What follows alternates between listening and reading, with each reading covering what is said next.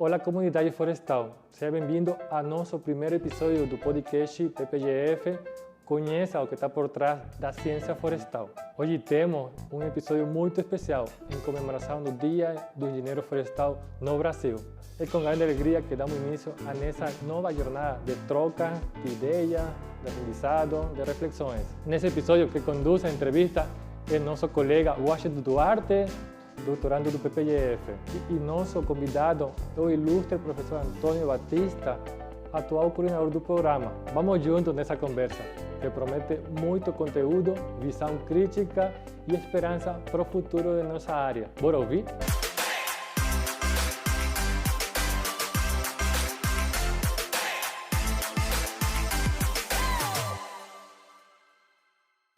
Olá pessoal, bem-vindos ao nosso primeiro podcast. É uma honra ter você aqui conosco e hoje vamos estar recebendo, para inaugurar o nosso podcast, o professor Antônio Carlos Batista, engenheiro florestal, mestre e doutor na Universidade Federal do Paraná e atual coordenador do programa de pós-graduação em engenharia florestal. Então, muito obrigado pelo convite. Eu fico bastante honrado e agradecido aí à comissão dos alunos da pós-graduação por essa iniciativa. Espero que a gente possa contribuir para divulgar melhor o programa de pós-graduação e também poder divulgar o que a gente anda fazendo aqui, ok? Perfeito, professor. E a gente vai estar falando um pouco sobre o nosso programa, o futuro do programa da Engenharia Florestal, e esse é um episódio especial do Dia do Engenheiro Florestal, 12 de julho, comemorado aqui no Brasil. E de uma forma descontraída, né, a árvore ela representa para a gente, né, tanto a importância econômica, social, ambiental, né, e pensando nisso, professor, se o senhor fosse uma árvore, uma espécie florestal, né, qual árvore o senhor seria? Qual árvore representaria toda a sua trajetória, que é muito inspiradora para todos nós? Talvez seja até um pouco ousado da minha parte, né, mas eu tomaria como exemplo, digamos, a araucária, o pinheiro do Paraná. Primeiro, porque o que ela representa para o Estado, né? É um símbolo de resistência, é um ícone, é uma espécie que está aqui há milênios. Então, ela mostra a resistência, a resiliência, a capacidade de se manter. Eu acho que isso é maravilhoso, né? Então, e é linda, né? Uma árvore maravilhosa. Exatamente. Está no símbolo do nosso programa, inclusive. É uma árvore muito representativa. Perfeito. De uma estrutura, falando da sua própria madeira, né? Fantástica, né? E eu acho que, com certeza, representaria muito bem, né, o senhor aí com toda essa trajetória. Tem café, senhor? Pode ficar à vontade, sinta-se à vontade, vai ser um bate-papo bem descontraído aqui. E agora falando um pouco mais da pós-graduação em engenharia florestal, né? Qual é o papel que o senhor vê hoje que tem, né, para todos nós, para a sociedade como um todo, né? Qual o papel que representa a pós-graduação hoje? Bom, eu posso dizer o seguinte, que o papel da pós-graduação em engenharia florestal é formar especialistas em diversas áreas do conhecimento florestal, para a gente, principalmente, para atuar no ensino e na pesquisa. Esse seria o objetivo macro, né, mais importante. Mas, além disso, a gente forma pessoas que têm uma visão holística, né, sobre o ambiente, sobre a floresta, com o potencial de fazer com que a ciência florestal seja alargada, ou seja, para ampliar os horizontes da pesquisa florestal no Brasil. Basicamente, esse é o nosso propósito e nosso grande objetivo. Acredito que nós estamos alcançando isso porque a gente é pioneiro, nós fomos o primeiro curso de pós-graduação no Brasil, nós estamos há mais de 50 anos, então nós temos massa crítica para poder fazer isso, né? Então, essa é digamos, o nosso grande papel dentro da ciência no Brasil, né? E pensando, professor, no futuro, né? No futuro dos pós-graduandos, quando a gente sai como profissional aqui formado pela casa, Como o PPGF ele tem se preparado para enfrentar esses desafios futuros, tanto da pesquisa e na formação científica como um todo? Na verdade, isso é uma questão meio complicada, é uma pergunta difícil, né? Eu acho que a gente está vivendo um mundo cheio de transformações, de mudanças, e essas mudanças, essas transformações, porque o mundo passa, são muito rápidas, né? Muito dinâmicas. E a universidade, ela não ela é pesada, ela é lenta, ela demora, principalmente por sua característica, por sua burocracia, pelos diversos níveis, pelos diversos setores, porque tem que passar, e pela quantidade de pessoas que estão envolvidas em todo o processo e tal. Então, ela é lenta, demorada, mas ela funciona, embora que digamos assim, não de uma maneira tão eficiente como a gente gostaria e tão rápida, né? Porque ela não é flexível, ela é muito engessada, né? Mas, na verdade, tentamos acompanhar as transformações pela qual a sociedade vive e estamos tentando encontrar soluções alternativas para enfrentar esses desafios, essas mudanças, digamos, constantes ou rápidas, porque estamos passando, né? Temos buscado agilizar essas mudanças, procurando agregar novas metodologias dentro da pesquisa, né? Então, novas tecnologias, novas ferramentas para avançar na pesquisa. Estamos tentando contratar pessoas mais jovens, mais afeitas, mais habituadas a esse momento em que vivemos, né? E fomentando também pesquisas digamos, de ponta, né? Como, por exemplo, inteligência artificial, por exemplo, essas ferramentas bastante atuais, né? Ligadas principalmente à inteligência artificial mesmo, né? Sim. E novos equipamentos, novos produtos, mas tudo isso na velocidade da universidade, sim, não na velocidade com que, digamos, o mundo avança. Você tem uma ideia, hoje, um equipamento de software, por exemplo, cada 6 meses nós já temos coisas novas.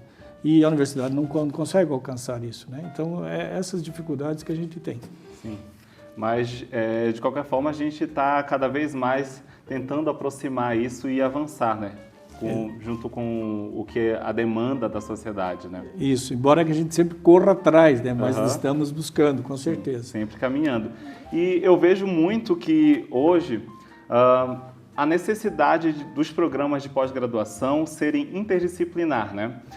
De ter essa abertura para diferentes áreas e realidades, né? Que hoje, antes, existia uma dedicação exclusiva para a pós-graduação, né? Hoje, vimos a diminuição de procura pela pós-graduação, né? E professor, falando em relação a essa questão de alcançar novos ares, a pós-graduação, de que forma está se preparando para ser mais interdisciplinar, alcançar novos públicos, para que novos discentes possam vir, até aqueles que já estão inseridos na indústria? É uma pergunta bem interessante. E isso tem muito a ver com a engenharia florestal, porque a engenharia florestal, a ciência florestal, ela envolve um amplo espectro de condicionantes ou de variáveis ou de elementos que a compõem, né? Um ecossistema florestal, por exemplo, né? Se a gente pensar, é um festival de componentes, né, de variáveis que estão aí embutidas. Quando a gente fala na engenharia florestal, e você sabe disso, todos os florestais sabem disso, ela envolve o conhecimento sempre de uma amplitude muito grande, né? Então, temos aí o aspecto social, ambiental, econômico, tecnológico, um monte de nuances, né, de alternativas. Então, por si só, a engenharia florestal já é, com a palavra que você usou, interdisciplinar, perfeitamente. Então, essa interdisciplinaridade, ela é fundamental na engenharia florestal, para os engenheiros florestais. E a gente precisa ter passar essa necessidade de ter um profissional com visão holística. Um engenheiro florestal, ele não é só um engenheiro, ou seja, não é um tecnicista, alguém que vai usar de uma técnica, mas é também um ecologista. Sim. Ele também tem que pensar no lado humano da coisa, o aspecto social, como é que vai beneficiar uma sociedade dentro da sua habilitação, da sua atividade profissional. Então, eu acho que a interdisciplinaridade ela é fundamental e agora, digamos, nos últimos 10 anos, é que ela vem sendo introduzida dentro da ciência, dentro dos programas formais de engenharia florestal, seja de graduação e pós-graduação. E elas são fundamentais. Eu acho que muitos dos alunos nossos que vêm cursando disciplinas interdisciplinares, que são ofertadas pela Pró-Reitoria de Pesquisa e Pós-Graduação, que hoje são em torno de 10 disciplinas, elas são fundamentais. Elas cobrem, né, vários aspectos que às vezes passa despercebido pelo aluno, né, pelo que entra na universidade para cursar um mestrado ou doutorado. Né? Mas é um aspecto muito interessante e muito fundamental trabalhar esse tema interdisciplinaridade. Por outro lado, quando a gente pensa em abrir novas áreas, diferentes realidades, etc., isso permite que o programa também amplie mais digamos, a sua visão de mundo dentro da ciência florestal, né? Então, nós precisamos de abordagens mais distintas para poder fazer uma gestão florestal mais ampla e completa, digamos assim, mais holística, né? A palavra seria essa. Então, pensa bem que a engenharia florestal, ela vai desde a conservação da natureza até a criação de um produto novo, como nanotecnologia, por exemplo, nós temos aí o nanocompósitos ou coisa parecida. Exatamente. Então, são coisas, um ambiente de um grande espectro. É um universo mesmo, É um universo, exatamente. E, professor, falando inclusive dessa questão que está muito atual, sendo debatida, que é a questão das mudanças climáticas, né? E hoje estamos no ano da COP30, que inclusive vai ser realizada aqui no Brasil, lá na Amazônia, né, em Belém do Pará. Como você acha que o papel dos engenheiros florestais diante das mudanças climáticas e como podemos contribuir com soluções reais e aplicáveis, de fato? Isso é uma coisa muito interessante e muito importante, que eu acho que é uma preocupação não só dos engenheiros florestais, mas do mundo como um todo, né? Essa questão das mudanças climáticas, das transformações, porque o planeta vem sofrendo, né? Eu acho que, mais do que qualquer outra profissão, nós temos um papel importantíssimo, né, em relação às mudanças climáticas. Um dos nossos principais compromissos como engenheiro florestal, quando a gente vai fazer lá o juramento, é o compromisso de conservação dos recursos florestais, né? Então, isso aí acho que é o objetivo e primordial do engenheiro florestal, tá certo? Então, um dos nossos principais compromissos com a sociedade é conservação dos recursos florestais, né? E a proteção desses ambientes, né? Então, quando a gente pensa nisso, quando você protege uma floresta, quando você a conserva, você já automaticamente está trabalhando para a mitigação dos efeitos das mudanças climáticas.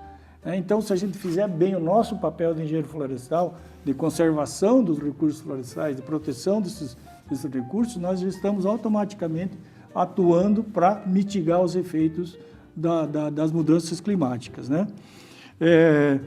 Eu posso citar como exemplo, vamos dizer assim, bem prático, por exemplo, o aumento da produtividade dentro da floresta, né? Seja floresta plantada, por exemplo. Quando a gente pensa em aumento da produtividade, nada mais é que eu estou retirando o carbono, não é isso? Uhum. Então, eu estou fixando o carbono, né? Quando eu aumento as áreas plantadas, por exemplo, no país, quando eu protejo as áreas para diminuir o desmatamento, ou diminuir os incêndios florestais, que é a minha área de atuação, por exemplo. Então, você está fazendo o quê? Você está protegendo a floresta, mas, ao mesmo tempo, você está contribuindo para retirar ou para a manutenção do carbono fixado na floresta, nos recursos florestais. Então, o nosso trabalho automaticamente já está diretamente ligado à mitigação dos efeitos das mudanças climáticas, né? Perfeito, muito bem colocado, professor. Realmente somos profissionais, né, qualificados e essa é a nossa função. Exatamente. Nossa função. E pensando como a gente pode enfrentar isso, acredita que nós, como profissionais, estamos sendo formados aqui pelo PPGF para enfrentar essa nova era de mudanças ambientais?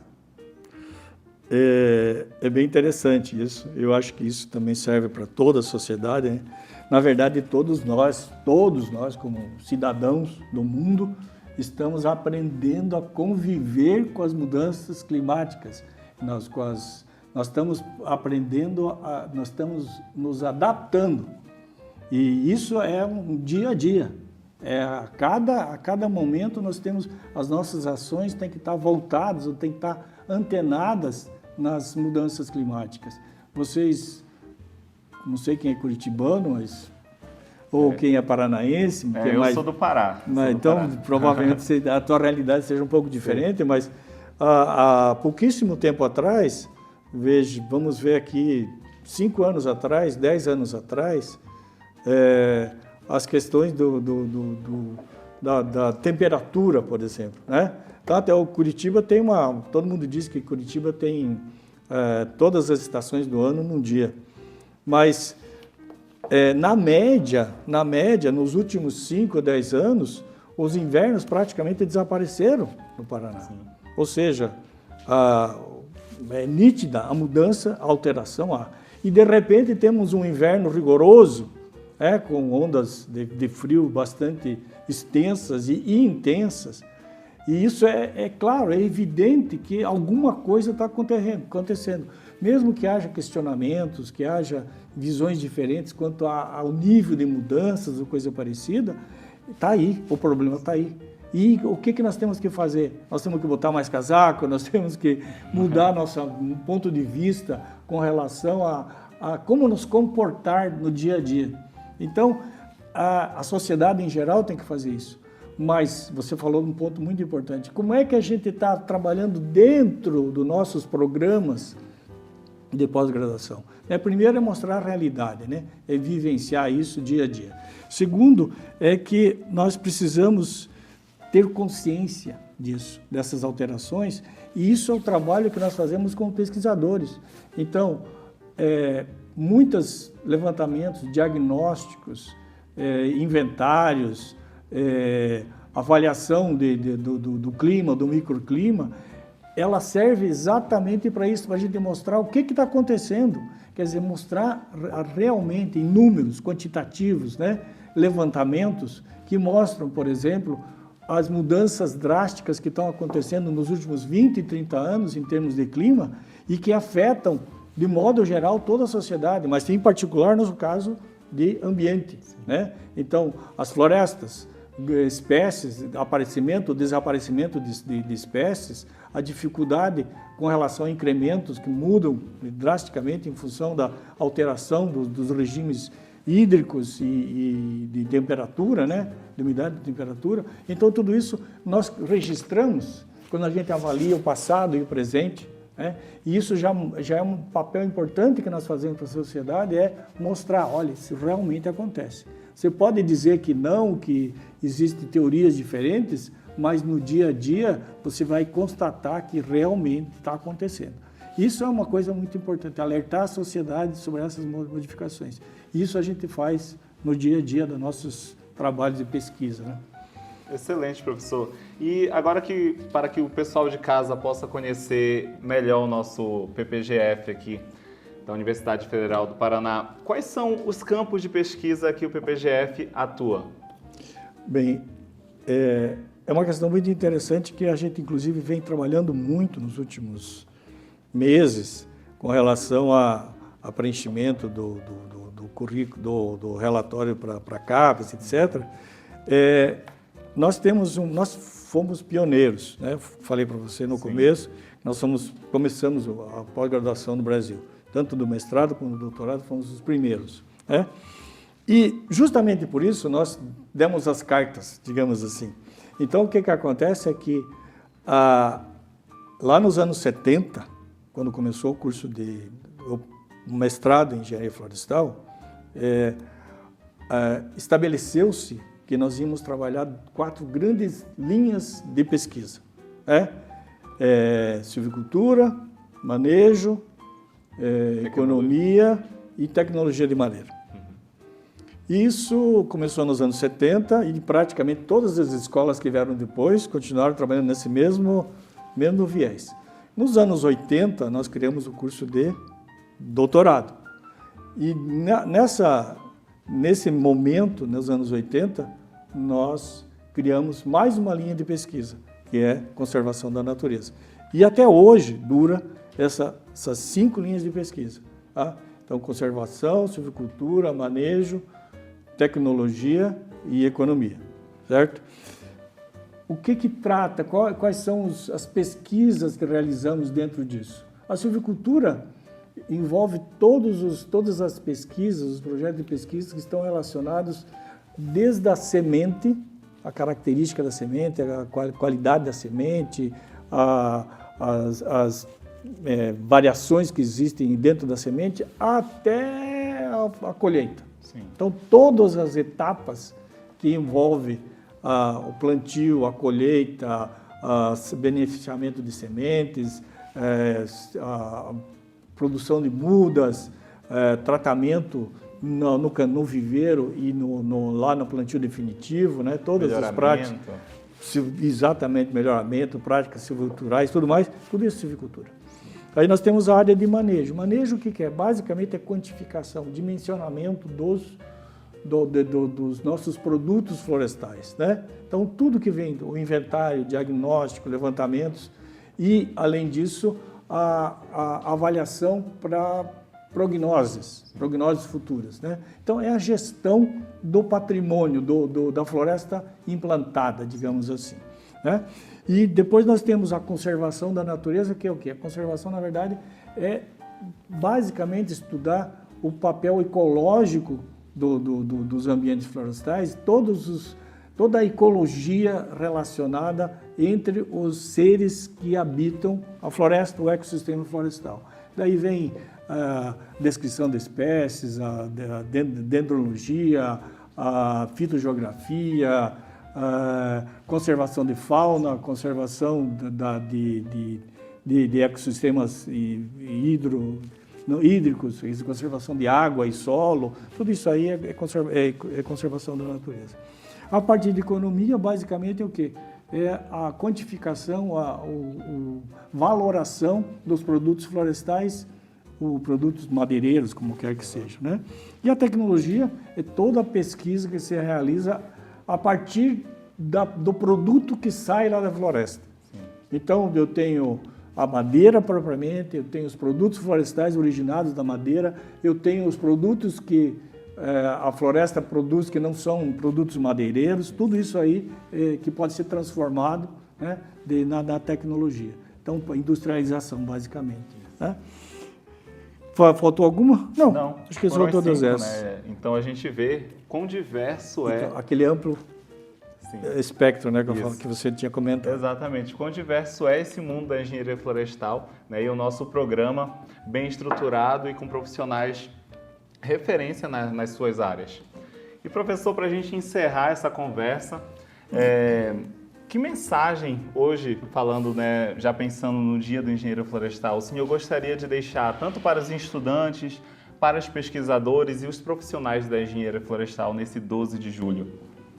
Pois é uma questão bem interessante, porque eu estou praticamente encerrando minha carreira. Sou formado há 46 anos. Então eu tenho um orgulho muito grande dessa profissão e eu acho que o engenheiro florestal é um privilegiado. Não sei se é meu ponto de vista, mas eu acredito que a maioria dos florestais bebe dessa mesma cachaça. Né?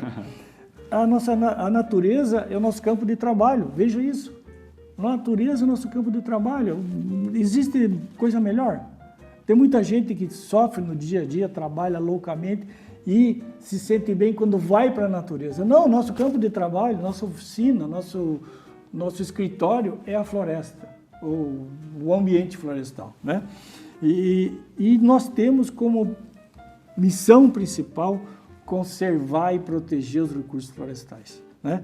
Então, isso é uma missão e muito mais, cada vez mais a gente tem que trabalhar para isso, porque cada vez mais a nossa casa, principalmente a floresta, ela está cada vez mais sendo ameaçada, né? A ameaça é constante e é cada vez mais, né? Então nós vivemos num planeta aí com praticamente 8 bilhões de pessoas, e o espaço está ficando pequeno para os outros entes, né? Principalmente para a floresta, né? Então, acredito que nesses tempos de grandes e rápidas transformações, pelo qual o planeta passa, né? Então, eu acho que o papel do engenheiro florestal é cada vez mais, digamos, importante, decisivo, né? E talvez ele não seja valorizado tanto quanto ele presta um serviço essencial à sociedade. Então, eu acho que nós temos que saudar os engenheiros florestais, aqueles que abraçam essa profissão, e dizer que é uma profissão, eu acredito, abençoada. Eu acho que nós temos tudo para dar certo. Tá certo, gente? É isso. Muito obrigado, professor. E espero que vocês tenham ficado até o final com a gente. Gostaria de agradecer, professor Batista, por toda a partilha, pela visão inspiradora e por liderar o nosso programa com tanto compromisso e dedicação. Espero que possamos ter outros encontros aqui. Esse foi apenas o começo do nosso podcast. Nos próximos episódios traremos novas vozes, novas ideias e, claro, mais ciência florestal. Se você gostou, compartilhe com os colegas e siga o canal do podcast do PPGF no YouTube. Até a próxima e viva a engenharia florestal! Feliz Dia do Engenheiro Florestal a todos os engenheiros florestais do Brasil!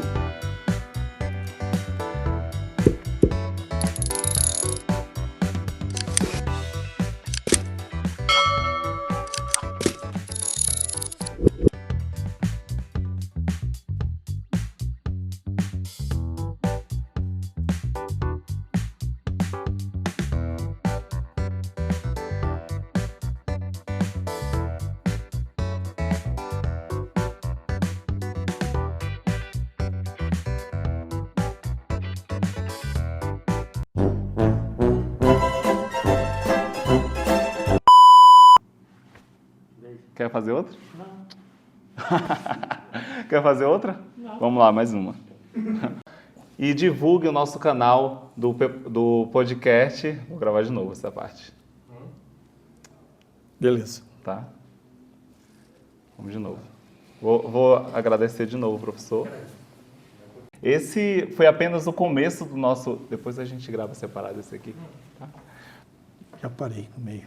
Posso começar de volta? Pode. Então, vamos lá? Uhum.